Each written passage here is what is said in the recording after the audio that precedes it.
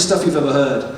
And the audience is there looking like, they look like a dog that's been shown a card trick, right? They're just like, they just have no idea what it's about, and I love it. But as I say, I think a big thing about playing music professionally is trying to play in a way that the audience is into. And I find personally for me, the thing that pays the bills most is going out and playing big and loud and heavy and fun. I'd love to just play jazz stuff my entire life and pay the bills, but... So that's the reason I, in inverted commas, hate jazz. I like it by myself, but you've got to put the audience first, and at this current point in time, there isn't a huge market for it, so I don't spend a lot of my time doing that anymore. Used to, but not so much anymore.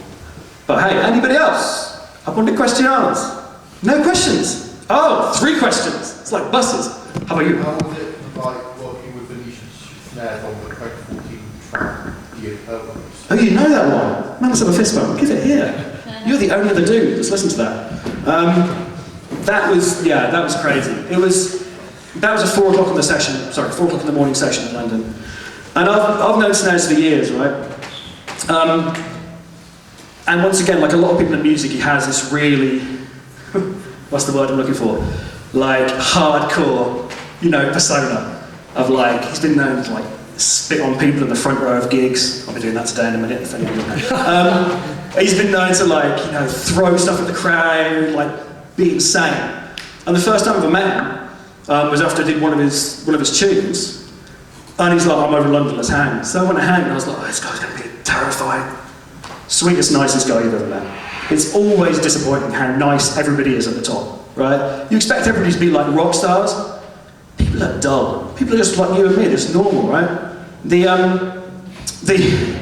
first time I met him, we was backstage hanging out with a few other dudes, a few other electronic dudes you know of, and I was like, I've got to get my game together here, I've got to be really cool, I've got to make sure I'm making a good impression. It's like, God knows what's going to be going on backstage. Do you know what backstage is like? Everybody's had an idea of what goes on backstage. I wander in, they're discussing vegan recipes for cheese. That's what the reality is backstage now, right? Used to be sex, drugs and rock and roll. No. Everybody's bloody vegans now, right? Me included, sadly. So, all these, let's have a groan after 3 for the vegans. 1, 2, 3. Oh, I know. I'm going to preach about cheese in just a minute, so look forward to that. But no, like working with him, going to the studio, super high pressure situation. Because you've got the world's best drum programmer sitting on the other side of the glass, telling you play, and sticks on a click at 200 BPM. You're like, yeah, no pressure. I think it's 2 o'clock in the morning. I've just driven here through the night, set up. You're the best dude in the world. Yeah, how could this go wrong? So it's super high pressure, but when you work on things like that, you just have to trust your instinct. You just have to trust what you've done so far and trust that you've practiced enough to this day to get you through this. And it did. It was fine. If you go on me, I think it's there. If you go on my website, if you just go to mikelozier.com, there's a video on there somewhere of that session. Of me playing loops at that speed and stuff. And you have a look at yourself, but super high pressure session with somebody you don't know what to expect because you don't know if they're going to be a rock star, but you go in and you just do the best you can.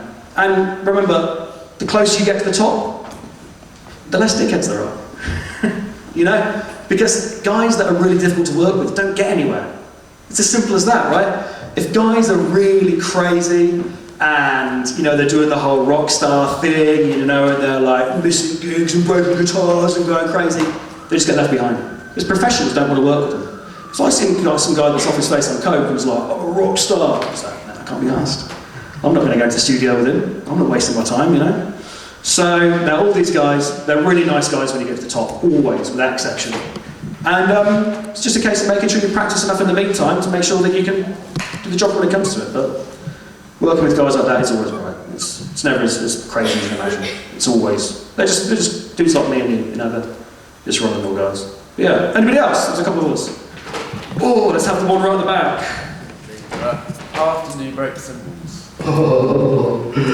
What, do you want to buy some broken ones? Yes, I could sell you a couple right now if you like. Not as often as I used to. But that's because I bought more, so I kind of cycled them around.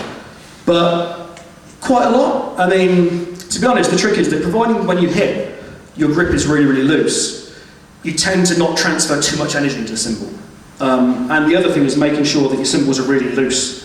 So you can see all these, they're not tightened down, everything is, which means that they're pretty loose. They don't tend to break too often. But it does happen. And whenever it does, I take a little bit of a sob and go, oh God. And then I send them back to Zildjian and say, it was like this when I got it. But nobody repeat that to them, because my game's going to be over. But yeah, it's all right. I don't do endorsements and stuff like that because I think it's cheesy to try and be like a QVC salesman. Be like, I play this brand but if you have good relationships with the people that make, the gear that you play, you're all right. I know a couple of dudes at Zildjian, they're happy to swap out stuff, and the same. Even just when it comes to like shop level stuff, like where you're buying your stuff, just be cool with the people. You guys go to PMC. You guys know Tim down there, manager, right? Yeah. It's the coolest dude ever. Like, if you get broken stuff and you have problems, if you're nice to the guys there, they'll usually help you out anyway. It's just being chill is a really good way to get anything you want fixed really quick. One or two more. How are we doing for time, by the way? I don't even know. How are we doing? Yeah, we're doing fine. You alright? Got like under 5 minutes? Yeah, definitely. Yeah. Sweet. Alright, let's know. What sort of thing do you recommend someone starts off with when they're just starting on the drums? Just on drums. Like we said earlier, I'd say click tracks are a big thing. Making sure you can play with a click really, really tight. And making sure that you've got the basics down. And what I mean by that is making sure you've got a few different grooves that are so well practiced, you can play them in any situation at all, right? So when you're jumping on the worst kit you've ever played, whether you are, whether you haven't got a monitor mix, whether you've cut your hand open from playing, God knows what, right? Make sure you've got a few grooves down that well, that you can play them no matter what's up.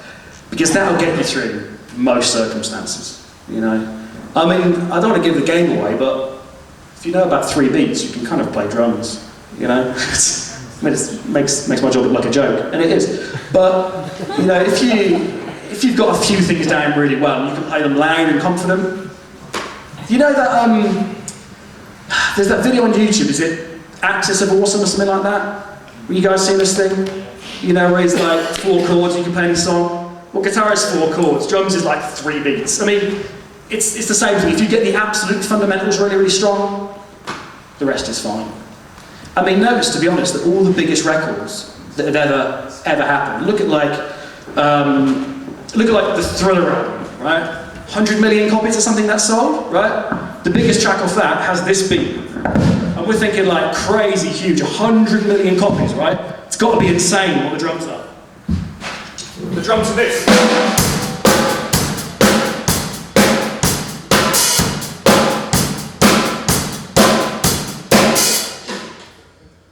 Congratulations, collecting Grammy. It's like, that's it. Provided you can play simple stuff loud and clear, you got most of the drums. So I'd say in response to what's good to start with, play with the clicks so you're tight, and just get a few solid beats down. And make sure you can play them and you look like a pro when you do it. You're hitting hard, you're hitting big. You do that, you've covered 70% of drums really. Simple as that. There's time for like one or two more. Let's have the front. How much is your in-watch? Ooh. These, why am I talking to this? This is a microphone. By the way, I'm a professional, just in case you're wondering. So, the in-ears were probably about 500 quid or something like that. But if anybody's buying in-ears, the really important thing is you need to get one of these packs. If you plug your in-ears directly into the monitor desk, right? If somebody unplugs a microphone, you get like that shockwave that creates can deafen you. It's super dangerous. And I see people doing it at loads of gigs. They'll bring like a little mixer with them and plug their in-ears into a mixer. You'll burst your eardrums. Honestly, if somebody slips and presses one of the faders up, you'll go deaf. You'll literally burst your eardrums from the sound pressure you create. So these little boxes, you plug into them, and it has a limiter in them. And I'm sure you guys have heard of what limiters are before, right? But it just essentially means that the volume can't go above a certain level. And that's really important, just to look after your hearing. Because in-ear monitors, without one of those, is asking for serious hearing damage. You can end up with tinnitus, you can end up bursting eardrums, and not just that, if you get a really loud sound, if you pull them straight out, you break them in half, 500 quid down the drain, you know. So if you get one, make sure you get a body pack that's got a limiter in them. Really, really deadly important, super important. Cool, like 1 or 2 more, I guess? The blast off song? How long did the snare thing take to learn? Oh, the video thing. Yeah. 10 minutes. Next question now. It took, I think, probably 10 days, something like that. And probably worked on it for about an hour a day. So, I think I looked into it. It's about 1,000, 2,000 notes. But if anybody seen that video? Oh, look at my viewership. It's gone crazy.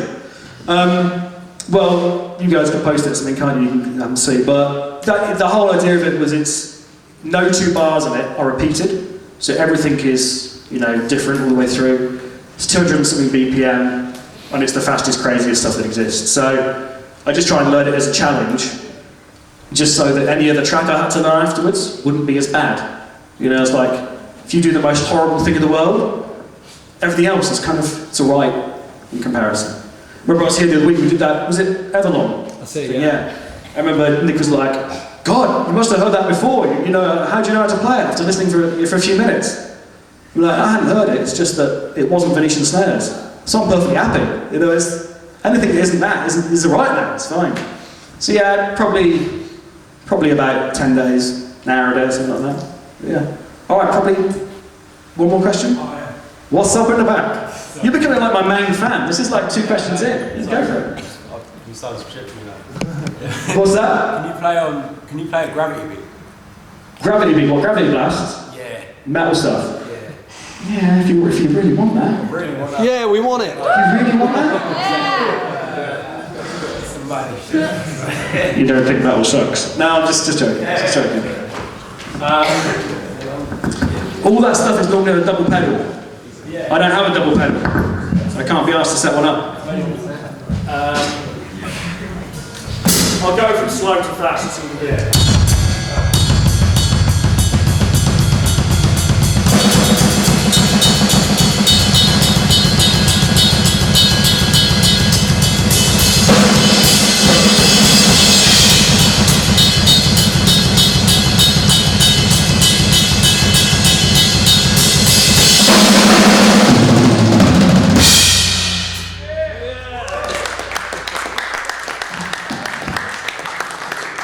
I don't think I've ever played a Gravity Blast in my life, by the way. I don't listen to that stuff.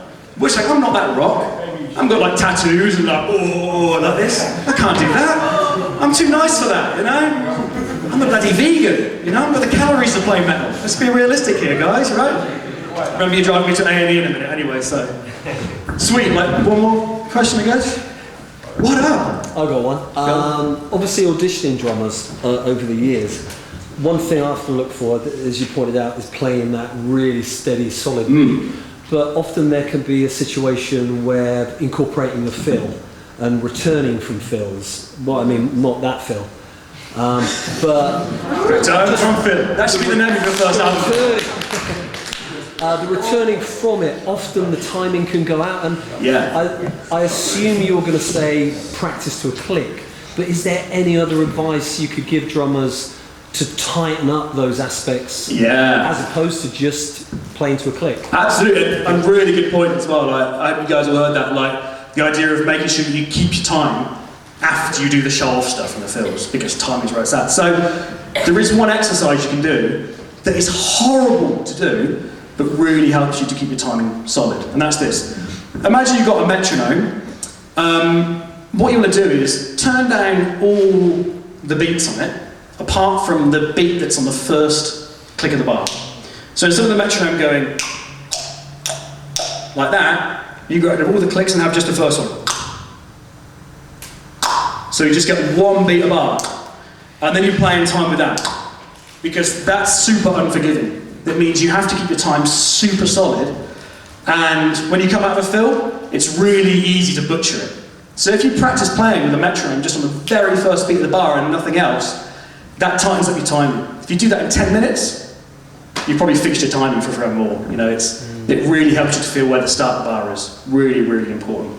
If I'd have brought a metronome with me, I would have showed you that. Thank God I didn't. So yeah, just simple as that. First beat at the bar, play that loud. And God, it's super, super important. Super important. All right, thank you. But yeah, sweet. All right, so no more questions. I think we're good. What I was going to suggest, if we've got time, what time's the class finish at? We're here until 3. 3, okay. We were just going to kind of divide it up, but however Yeah. we want to divide it. What I was going to suggest is, why don't we switch over? Before I do, I was going to play one more track of something that is the kind of stuff that I actually listen to. Because although I love playing all the Chasing Status stuff and like, you know, the Deftones stuff thing, super heavy. I don't actually listen to that stuff at all, right? Like, not even slightly. You know, like the V-snare stuff and the drum and bass and craziness. I play that stuff, but I don't listen to it. What I tend to listen to is completely different. I tend to listen to like more kind of acoustic music and kind of groove-based stuff. And I'm sure like loads of you have heard the cliche about like, oh, drummers are all about groove, you know, like chops mean nothing, groove is where it's at. And it's kind of true. So I thought what I'd do is just play through quick with a kind of song that I tend to listen to, and a kind of the stuff I get called to do on a lot of sessions, which is like more relaxed, a bit lighter, a bit groovier kind of stuff. So I've got a couple of tracks that I've done. You know, I've played groovy stuff on. To be honest, those songs suck, so I'm not going to play one of those. I thought I'd play a Joni Mitchell song. Anybody like a Joni Mitchell fan? Whee! You people got good taste. All right, so let me just play that for you quick. Now this isn't about heavy, loud, fast playing. It's just about playing pocket. And I'm sure you guys have heard that term before, right? Just playing solid and, you know, keeping it locked in all the way. Much like Nick was saying about coming out of fills and keeping it solid. So let me play one of those, and then we'll have a switch around. All right.